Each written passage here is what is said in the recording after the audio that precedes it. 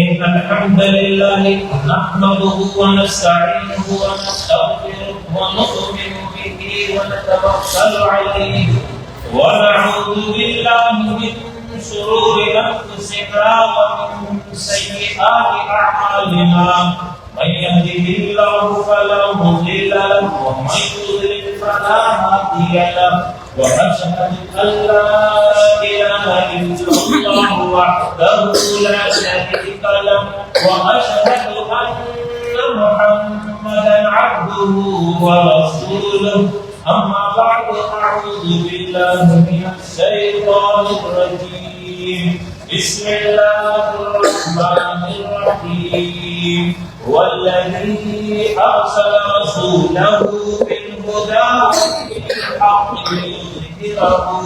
ليظهره على الدين كله ولو كره المشركون. وإذ قال الله تبارك وتعالى لقد أرسلنا رسلنا بالبينات وأنزلنا معهم الكتاب والميزان ليقوم الناس بالقسط. وإذ قال الله تبارك وتعالى كنتم خير أمة أخرجت للناس تأمرون بالمعروف وتنهون عن المنكر وتؤمنون بالله. وإذ قال الله تبارك وتعالى إن الله يأمر بالعدل والإحسان وإيتاء ذي القربى وينهى عن الفحشاء والمنكر والبغي يعظكم لعلكم تذكرون. رب اشرح لي صدري ويسر لي أمري واحلل عقدة من لساني يفقهوا قولي. أما بعد محترم السلام امين جماعت اسلامی ضلع بلوی سمداران جماعت رفقا کی جماعت، آج کا یہ اجتماع انتہائی اہمیت کا حامل ہے. اسلامی تحریک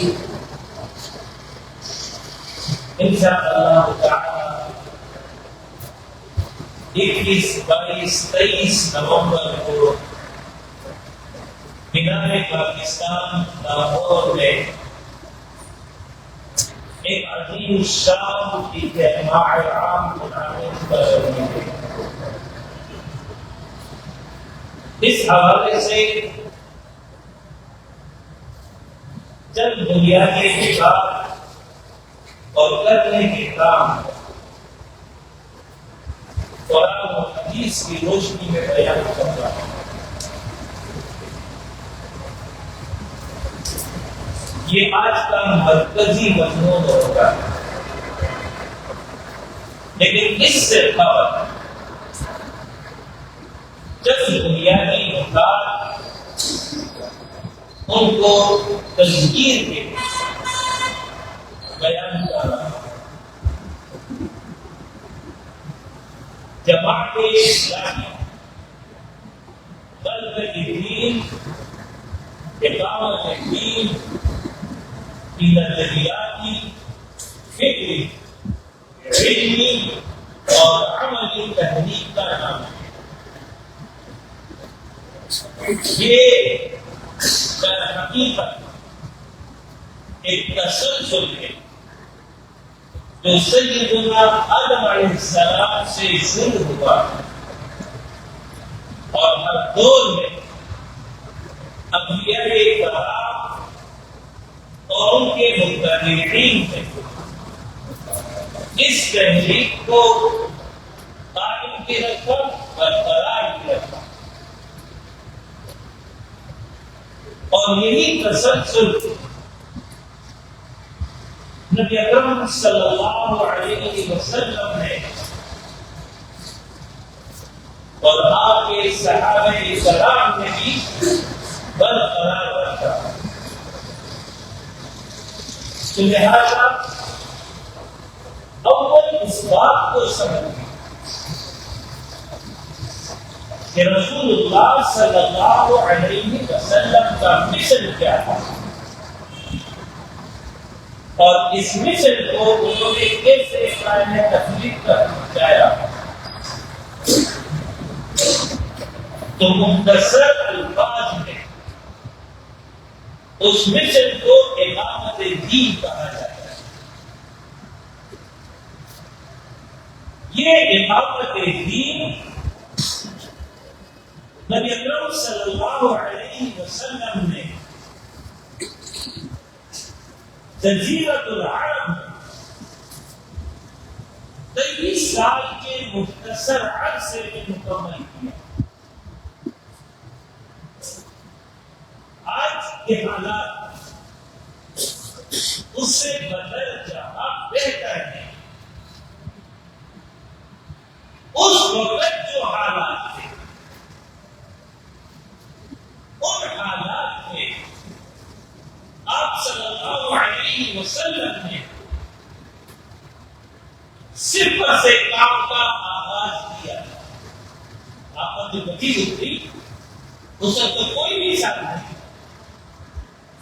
پہلے مرحلے پر 5-6 افراد جو گھر کے افراد آپ کے قریب ساتھی، انہوں نے اپنی دعوت کو قبول کیا۔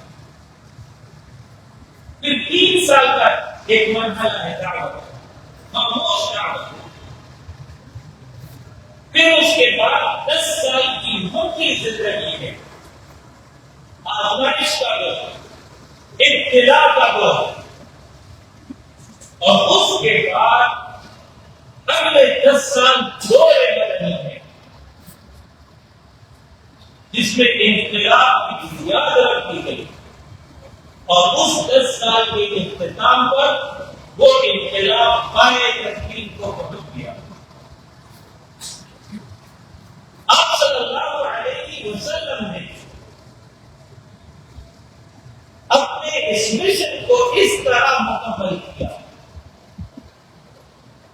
کہ اس کے لیے ایک بہترین معیار اسلامی اجتماعیت کی ضرورت تھی، بغیر اسلامی اجتماعیت میں یہ کام ممکن نہیں تھا۔ لہذا آپ نے سب سے پہلے جس کام پر توجہ کی وہ تھا تغییر افکار، تعمیر سیرت، افراد سازی۔ اور جب 3 سال کے عرصے میں 40 افراد تیار ہو گئے، ایک بنیاد قائم ہو گئی، اس کے بعد آپ کو حکم ہوا کہ اعلان عام کر ایک چھوٹی سی اجتماعیت، لیکن یہ اجتماعیت اس انداز سے کہ دل میں اللہ کی محبت ہے، اللہ کی معرفت ہے، اللہ کا توکل ہے، اللہ کا خوف ہے،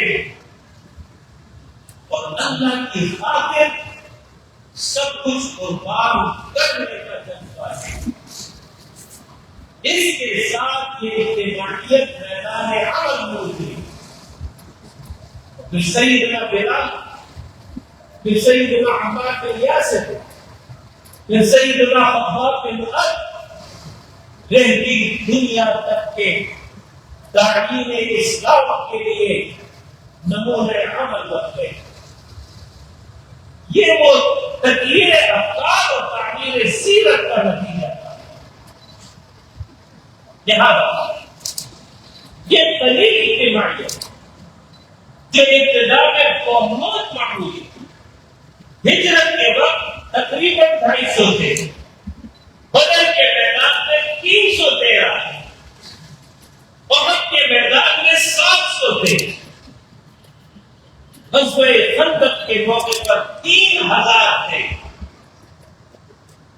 ایک قریب اجتماعی، لیکن کردار کے اعتبار سے، عمل کے اعتبار سے، اخلاق کے اعتبار سے، عقیدے کی پختگی کے اعتبار سے تو سب پر بھاری ہے۔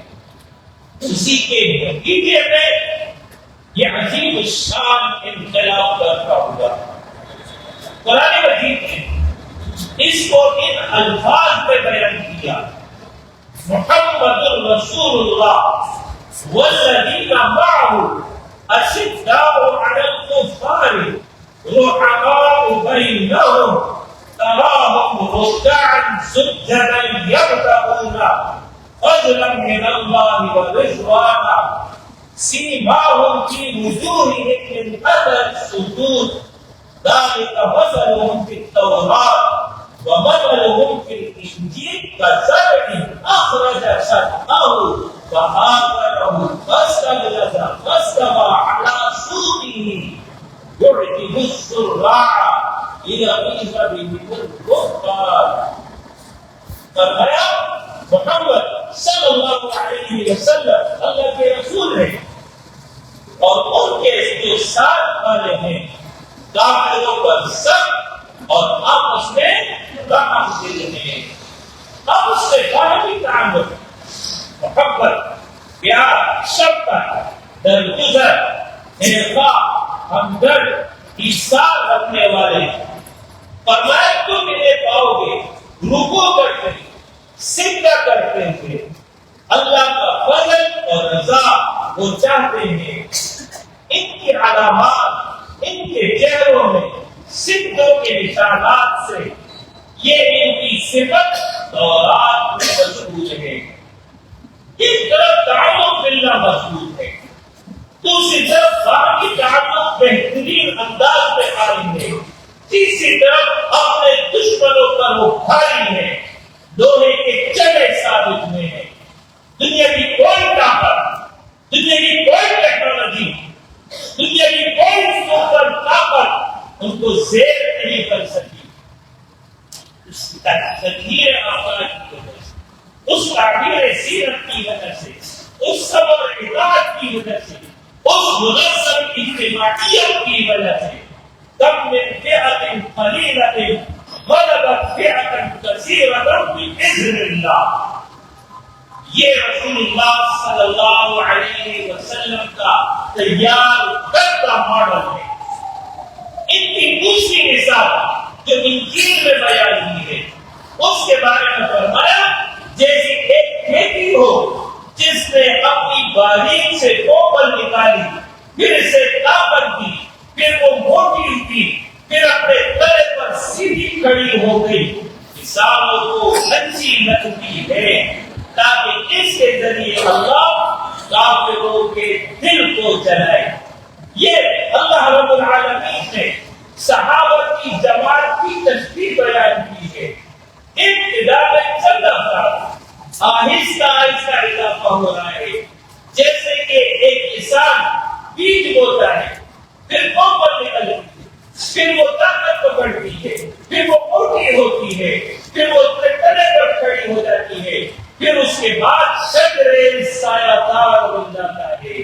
اسی طرح صحابہ کی یہ اجتماعیت کی شروع میں کم، پھر آگے، پھر آگے، پھر آگے. ایک وقت آ گیا کہ وہ پھر موم کو بھی پتہ کرتے، ہیرات کو بھی پتہ کرتے. یہ ہے وہ رول ماڈل ہر دور کے اسلامی تحریک کے کارکنوں ہوتے ہیں. انہی کے بارے میں سیدنا عبداللہ بن مسعود رضی اللہ عنہ کا قول ہے جو مختلف کتب میں مذکور ہے، وہ میں بیان کر رہا ہوں. عبداللہ ابن مسعود بیان کر رہے ہیں من کان منکم مستنفا فلیستنفق بالتقوی فإن الحي لا تؤمن عليه الفتنة.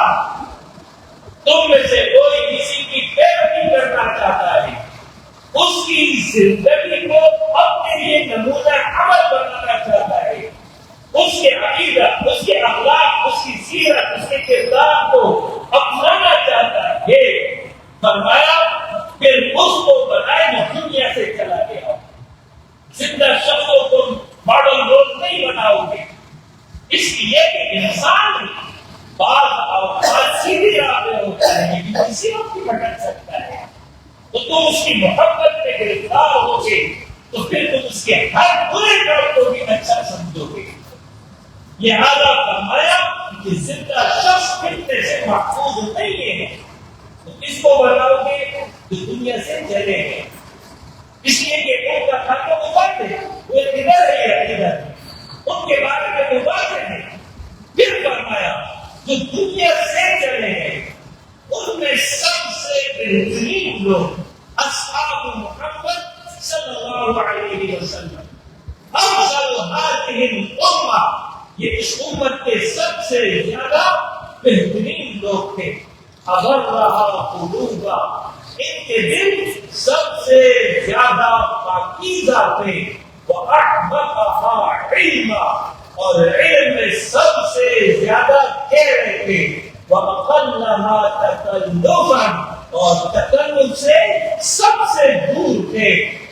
یہ وہ قوم ہے اختارهم اللہ لصحبت نبیہ، یہ لوگ وہ ہیں جن کو اللہ نے اپنی پیغمبر کی صحبت کے لیے منتخب کر لیا تھا، وَنُصْرَتِهِ، اور اپنے پیغمبر کی مدد کے لیے، وَإِقَامَةِ دِينِهِ، اور اس کے دین کو قائم کرنے کے لیے ان صحابہ کو اللہ نے منتخب کر لیا تھا۔ یہ صحابہ کی صفت، بہت کم تکلف کرنے والے، علم میں گہرے اور نیکی کے آگے سفر کرنے والے، اقامت دین، نصرت دین، پیغمبر کی صحبت کے لیے ان صحابہ کو اللہ نے منتخب کر دیا تھا۔ اب اللہ نے مشہور مزید فرما رہے ہیں فَاعْرِفُوا لَهُمْ فَضْلَهُمْ، اے لوگوں ان صحابہ کے فضل اور شان کو بخوبی جان لو، سمجھ لو، وَاتَّبِعُوهُمْ عَلَىٰ أَثَرِهِمْ، ان کے نقش قدم پر چلو، کیوں؟ فَإِنَّهُمْ عَلَى الْهُدَى الْمُسْتَقِيمِ، اس لیے کہ یہی لوگ سیدھی راہ پر ہیں۔ لہذا آج کی اسلامی تحریک کے کارکنان کے لیے ماڈل گولز صحابہ کرام، ان کی زندگی کو اپنے سامنے رکھو گے، انہوں نے اپنی شب و روز کس طرح گزاری۔ میری زندگی کا مقصد میری دین کی سربراہی ہے، میں اسی لیے مسلمان، میں اسی لیے نمازی۔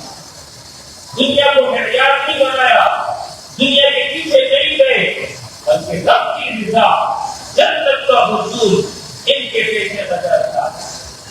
لہذا آج کی میری جماعت اس کے لیے جماعت صحابہ ماڈل ہو۔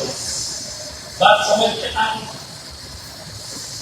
مفکر اسلام سید ابو الاعلی مودودی رحمہ اللہ ان کے قبر کو نور سے گزشتہ صدی کے مجدد، گزشتہ صدی کے امام، جنہوں نے امت مسلمہ کو ان کا بھولا ہوا سبق یاد دلا دیا۔ سید مودودی رحمہ اللہ نے کوئی نئی دعوت نہیں پیش کی ہے، کوئی نیا فلسفہ نہیں بیان کیا ہے، کوئی نیا عقیدہ لے کر نہیں آئے ہیں، بلکہ انہوں نے اسی بات کو آج کی زبان میں بیان کیا، جو بات تمام انبیاء اپنے اپنے زمانے میں کہتے تھے، یا قوم اعبدوا اللہ ما لکم من الہ غیرہ، اے میری قوم ایک اللہ کی عبادت کرو، اللہ کے سوا تمہارا کوئی الہ نہیں ہے، وَأَطِیعُونِی، میری اطاعت کرو۔ یہ تمام انبیاء کی دعوت تھی، اللہ کی عبادت، پیغمبر کی اطاعت۔ یہی جماعت اسلامی کی دعوت کے ابتدائی دو نکات ہیں۔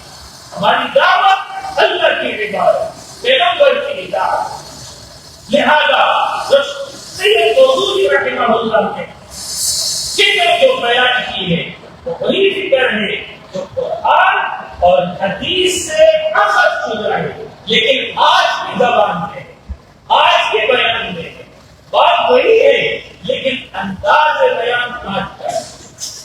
اسی کو اقامت دین کی تحریک کہا جاتا ہے۔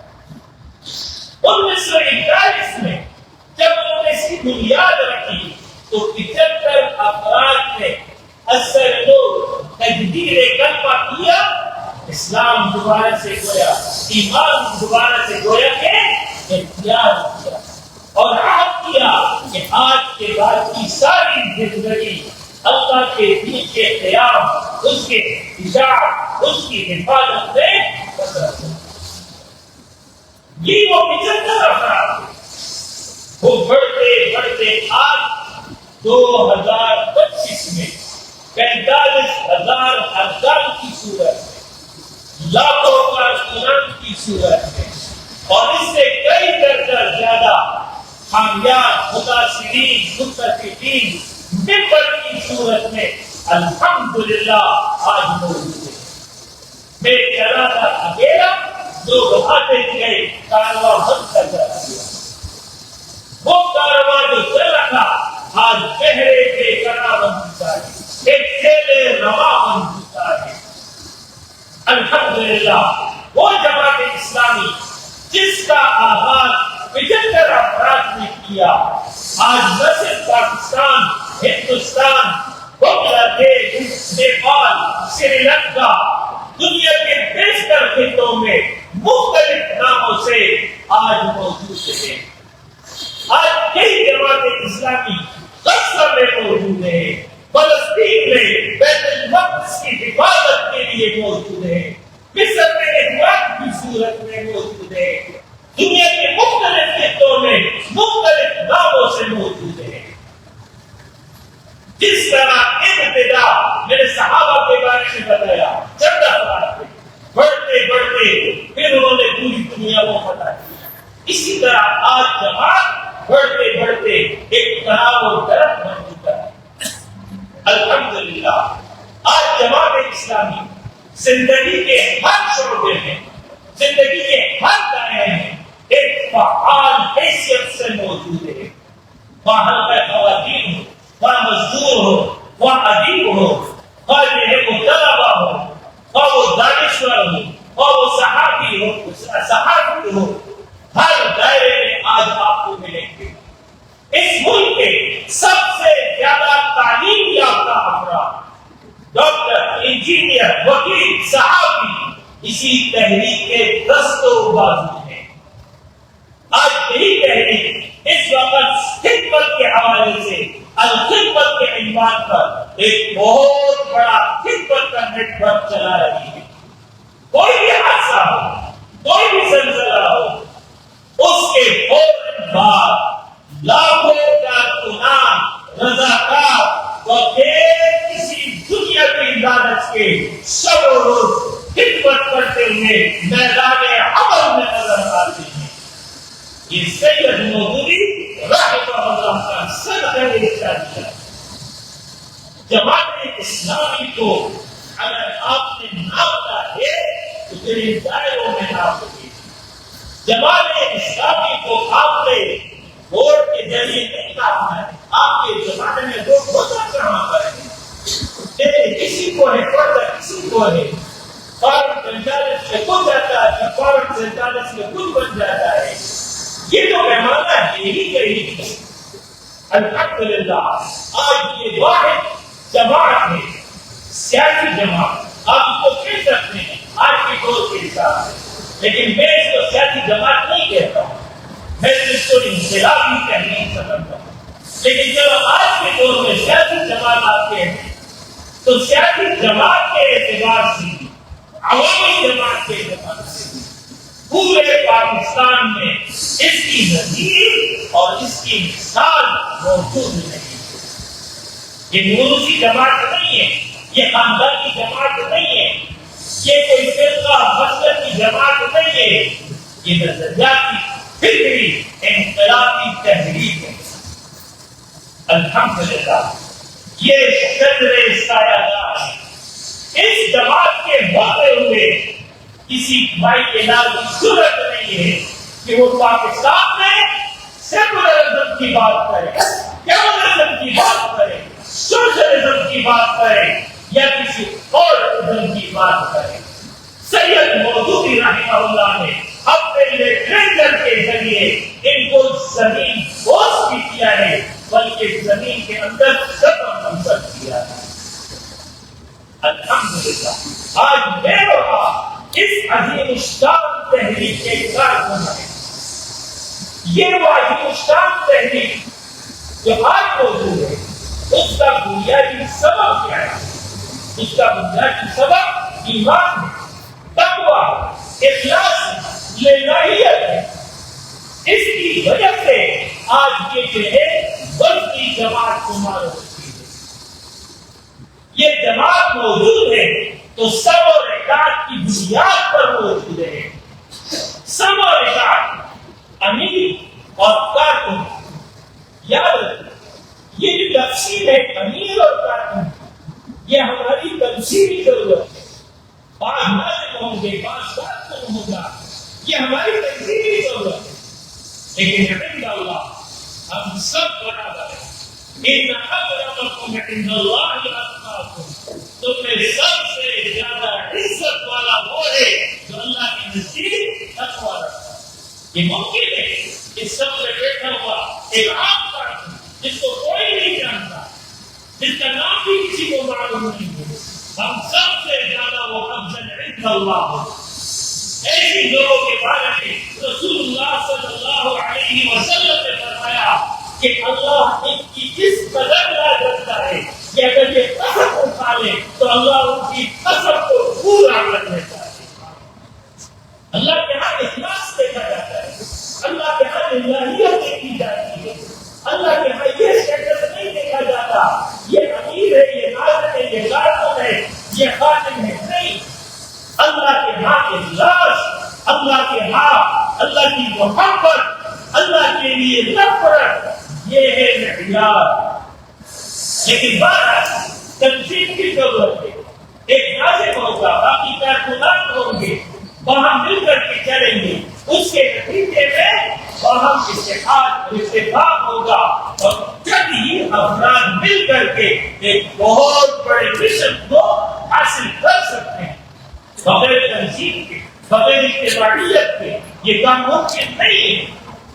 اسی لیے رسول اللہ صلی اللہ علیہ وسلم نے صرف یہ نہیں کیا کہ تطہیر افکار اور تعمیر سیرت کیا، بلکہ ان کے ساتھ ساتھ ان کو مجسم کیا، ان کو اتباعیت میں جوڑا، ان کو ایک امیر کا اتباع کرنے کی تعلیم دی. فرمایا تم پر حق سیدھی تم پر امیر بن جائے، تم نے پھر بھی اس کی اطاعت کرتی.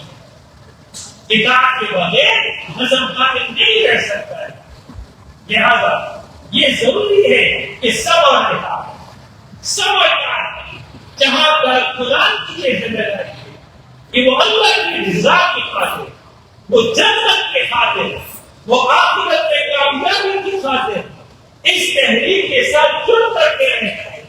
اس کی خاطر ہر قربانی پیش کر دیتا ہے. تبھی کیا کرتے ہیں وہ یہ انسانوں کی جماعت ہے، یہ فرشتوں کی جماعت نہیں ہے. صرف انبیاء ایسے جو معصوم ہیں ان سے غلطی اور کوتاہی نہیں ہوتی ہے، باقی سب سے کوتاہی ہوتی ہے. لیکن من حیث الجماعت، من حیث اجتماعیت انشاءاللہ تعالی نہ تو یہ ماضی میں کبھی متفق رہی ہے اور نہ مستقبل میں متفق رہے گی کہ سب مل کر کے ایک گناہ کے کافر اتفاق کریں. کبھی ایسی ہوگی انسانوں کی جماعت، لیکن یہ ممکن نہیں ہے کہ پوری کی پوری اجتماعیت گناہ پر مجتمع ہو جائے. لہذا اس کے لیے ضروری ہے امیر کی اطاعت کی جائے، امیر کے ساتھ وفاداری اختیار کی جائے. اور اگر بعض اوقات امیر محسوس کرتا ہے، ناظر محسوس کرتا ہے کہ یہ بندہ ہے بڑا کارآمد لیکن فی الحال نظم کا تقاضا ہے، وقت کی ضرورت یہ ہے، حالات اس بات کو بیان کر رہے ہیں کہ اس کو اس پوزیشن سے ہٹا دیا جائے، اس کو کسی اور جگہ پر رکھ دیا جائے، فی الحال اس کو پیچھے لے آیا جائے. اس کو زیادہ محسوس کرتا ہے تو پھر کارکن کی ذمہ داری ہے وہ اس کو قبول کرے. ہمارے سامنے مثال خالد بن ولید رضی اللہ عنہ کی آتی ہے. عین میدان جنگ جب وہ دشمن پر حملہ آور تھے جن کے بارے میں سیف اللہ کا لقب انہیں دیا گیا تھا، عین میدان جنگ میں پیدا آ گیا. سیدنا عمر فاروق امیر المؤمنین کا یہ بیان ہے کہ خالد بن ولید پیچھے ہٹ گئے، وہ فوراً پیچھے ہٹ، میرے امیر کا حکم، مجھے جنت حاصل کرنی ہے۔ جنت اس وقت اس صورت پہ تھی جب امیر کا حکم تھا کہ آگے بڑھ کر پہنچا دو، اب وہی جنت اس صورت میں ہوگی کہ 2 قدم پیچھے ہٹ جاؤ۔ مجھے جنت چاہیے، مجھے شہرت نہیں چاہیے، مجھے نام و نمود نہیں چاہیے، مجھے دکھاوا نہیں چاہیے، مجھے جنت چاہیے۔ وہ جنت پہلی صورت میں 2 قدم آگے بڑھنا تھا، وہی جنت اب 2 قدم پیچھے ہٹنے کی صورت میں تمہیں حاصل ہوگی۔ یہ تھا صحابہ کا کردار۔ کعب بن مالک رضی اللہ عنہ عظیم صحابہ غزوہ تبوک میں اپنی کمزوری کی وجہ سے، سستی کی وجہ سے رہ گئے، قافلہ چلا گیا، جہاد ہو گیا، مسلمان کامیاب ہو گئے، صحابہ واپس آ گئے۔ اب سارے جو عذر کرنے والے منافقین تھے آ کر کے آپ کی خدمت میں عذر پیش کرنے لگے۔ کعب بن مالک یہ آ گئے، کعب بن مالک جب آئے، رسول اللہ صلی اللہ علیہ وسلم نے فرمایا کعب تمہیں کیا ہو گیا؟ انہوں نے عرض کیا اللہ کے رسول میں ایمان رکھتا ہوں آپ اللہ کے رسول ہیں، اگر میں کبھی کوئی عذر بہانہ تلاش کر کے بیان کر دوں آپ یقیناً مجھے معاف کر دیں، لیکن وحی کے ذریعے آپ کو پھر خبر مل جائے گی، لہذا میں صاف صاف کہتا ہوں کہ مجھے کوئی عذر نہیں تھا، میرے پاس سواری نہیں تھی، میرے پاس دادے راہ نہیں تھی، بس آج اور کل کی چکر میں پیچھے رہ گیا۔ آپ صلی اللہ علیہ وسلم نے فرمایا تم نے سچ بولا، تمہارا معاملہ اللہ کے حوالے ہے، اللہ تمہارے بارے میں فیصلہ کرے گا۔ کیوں؟ یہ صحابہ تھے، ان 3 کا معاملہ مغفر ہو گیا، آپ سب کو معاف کیجیے۔ آپ صلی اللہ علیہ وسلم نے صحابہ کو حکم دے دیا ان 3 کے ساتھ سوشل بائیکاٹ، کوئی لین دین نہیں کرے گا۔ 40 دن گزر گئے، زمین کم ہو گئی، مسجد میں آتے تھے، صحابہ کے ساتھ نماز پڑھتے تھے، صحابہ کو سلام کرتے تھے، صحابہ پڑھ کر جواب بھی دیتے تھے۔ کعب بن مالک بیان کرتے ہیں میں مسجد نبوی میں موجود ہوتا، نماز پڑھ رہا تھا، رسول اللہ صلی اللہ علیہ وسلم مجھے دیکھ رہے ہوتے تھے، اور جب میں ان کی طرف دیکھنا شروع کر دیتا وہ اپنا چہرہ دوسری طرف پھیر لیتے تھے۔ 40 دن کے بعد حکم آ گیا کہ ان کی بیویاں ان سے الگ ہو جائے۔ انہوں نے عرض کیا اللہ کے رسول کیا طلاق دے دے؟ میری طلاق پر تو فی الحال الگ ہو جاؤ۔ یہ وہ آزمائش تھی جو کعب بن مالک پر آئی۔ ایک ایسے لوگ، ایک ایسے مرحلے جب آپ آزمائش سے گزر رہے تھے، انہوں نے اپنے ہی صحابی، اپنے ہی ایک رشتہ دار سیدنا قتادہ کو ایک موقع پر کہا، اے قتادہ بتاؤ کہ میں سچا مسلمان نہیں ہوں، کیا میں اللہ اس کے رسول کو نہیں مانتا ہوں؟ انہوں نے کہا بالکل مانتے ہو، تو پھر مجھ سے بات کیوں نہیں کرتے ہو؟ یہ تو رسول اللہ صلی اللہ علیہ وسلم کا حکم ہے۔ اس بے چینی اور غم کے عالم میں شاہ قسام، وہاں کا سردار، وہاں کا بادشاہ ان کے نام کے خط دیتا ہے، قاصد کو دے کر وہ قاصد خط لے کر کے ان کے پاس آتا ہے، خط میں مشہور ہے آپ بڑے باصلاحیت، بڑے باکمالی، لیکن آپ کے سردار نے آپ کو قدر نہیں کی ہے، آپ کو ضائع کر دیا، آ جاؤ میرے پاس، میں تمہاری عزت کروں گا، میں تمہیں بڑا مقام دوں گا۔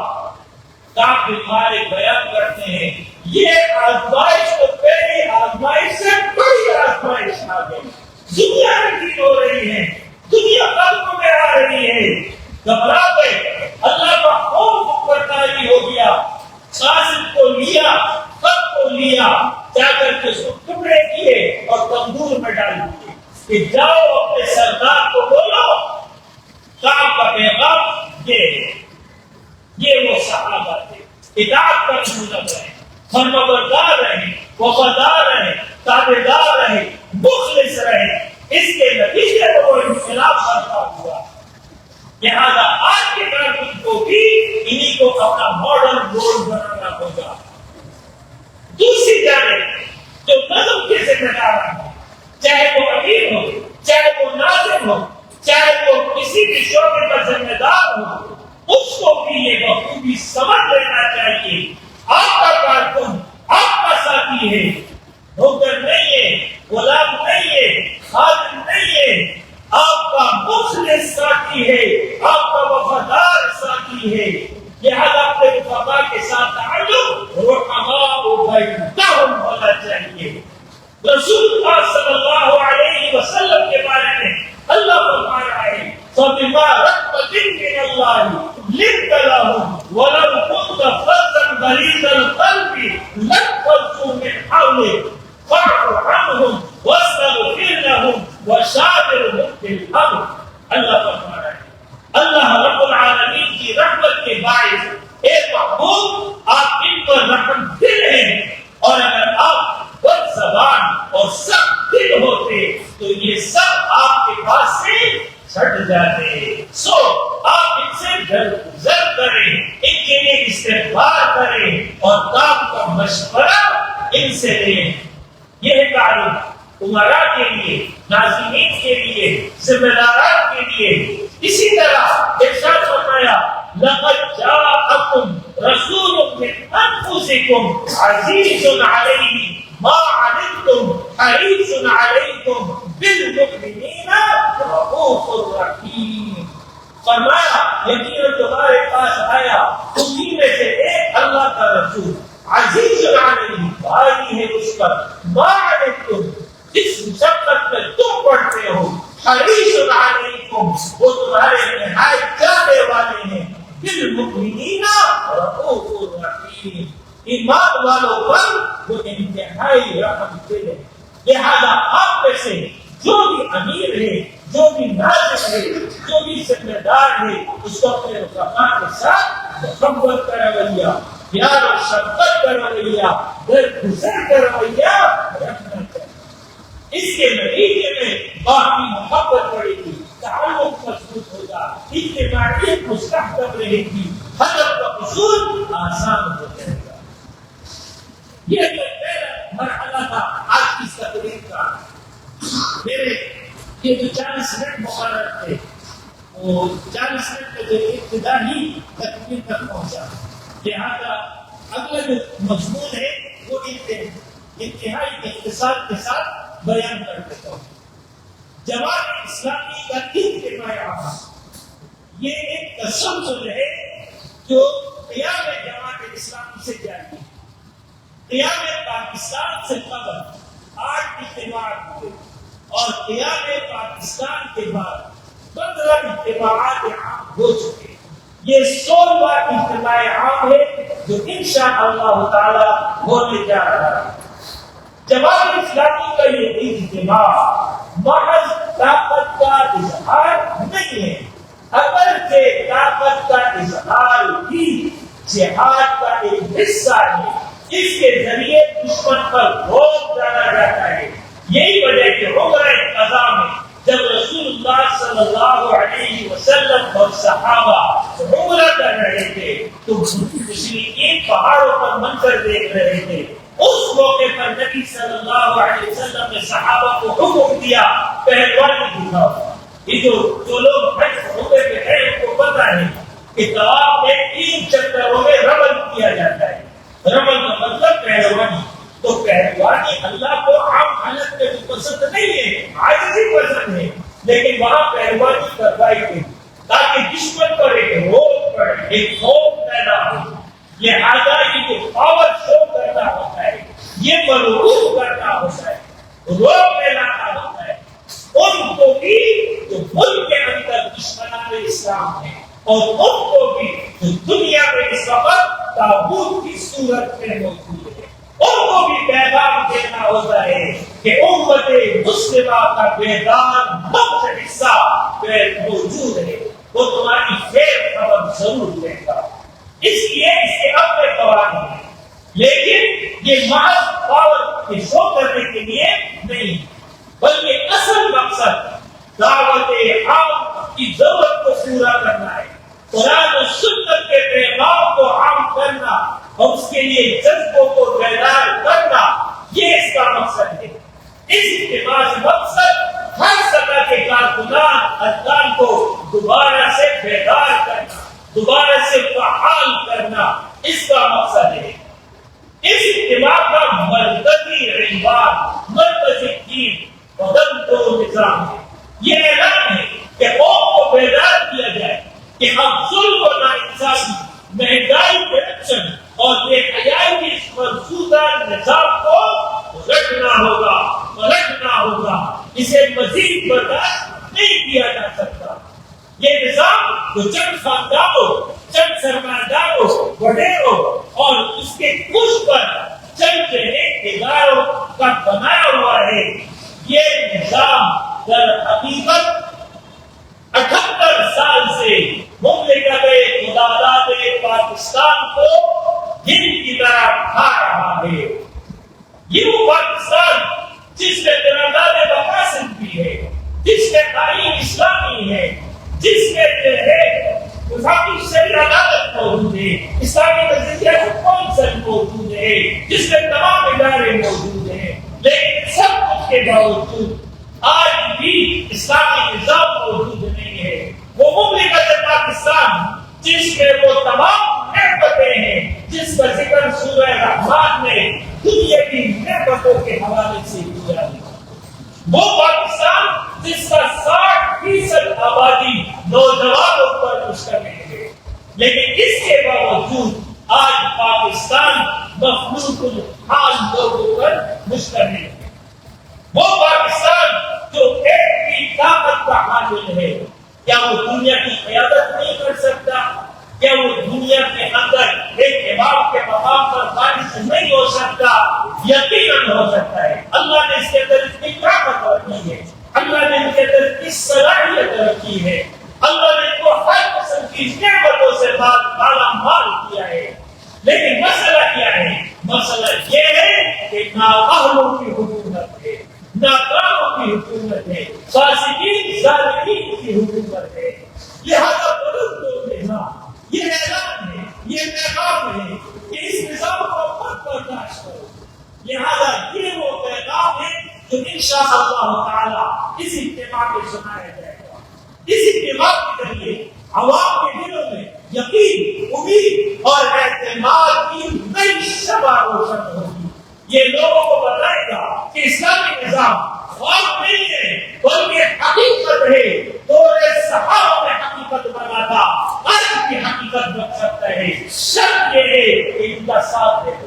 ان تنصروا اللہ ینصرکم، اگر تم اللہ کے دین کے مددگار بنو گے اللہ تمہاری مدد کرے گا انشاءاللہ تعالی۔ یہ اجتماع ملک بھر میں ایک نئی فکر بیداری پیدا کرے گا، اس کے اثرات پورے ملک پر پڑیں گے۔ یہ اجتماع نوجوانوں میں انشاءاللہ تعالی ایک نیا جذبہ، ایک نئی روح پھونکے گا۔ آخر میں آپ کے لیے کرنے کے حوالے سے چند اہم کام کی نشاندہی کر دیتا ہوں۔ نمبر 1، خود تیار ہو جائے، اپنے گھر والوں کو تیار کر دیں۔ نمبر 2، اپنے دوستوں، ساتھیوں کو جماعت کی دعوت دیں، اس اجتماع کی دعوت دیں۔ کم سے کم آپ میں سے ہر ساتھی عزم کر لے کہ میں اپنے ساتھ 10 افراد کو لے کر جاؤں۔ یہ کم سے کم آپ کا ہدف ہونا چاہیے، اور جہاں تک آپ اپنی آواز کو پہنچا سکتے ہیں اس آواز کو پہنچائیں۔ اس کے لیے سوشل میڈیا ہو، دیگر ذرائع ہو، ان کو استعمال کریں، اور جب اجتماع میں شریک ہو صبر و استقامت کے ساتھ، ایثار کی جذبے کے ساتھ، ساتھیوں کے تک احساس کرتے ہوئے، کوئی غلطی اور کوتاہی ہو جائے اس کو نظر انداز کرتے ہوئے، خالص اللہ کی رضا کو پیش نظر رکھتے ہوئے شریک ہو، اور اس اجتماع سے بھرپور استفادہ کرے، وقت نہ ضائع کرے، برباد نہ کرے، بھرپور فائدہ کرے، اپنی ذاتی تربیت اور اصلاح کے لیے اس اجتماع سے بہت کچھ حاصل کر کے اپنے گھروں کی طرف لوٹیں۔ اقول قولی ھذا واستغفر اللہ لی ولکم ولسائر المؤمنین وآخر دعوانا ان الحمد للہ رب العالمین۔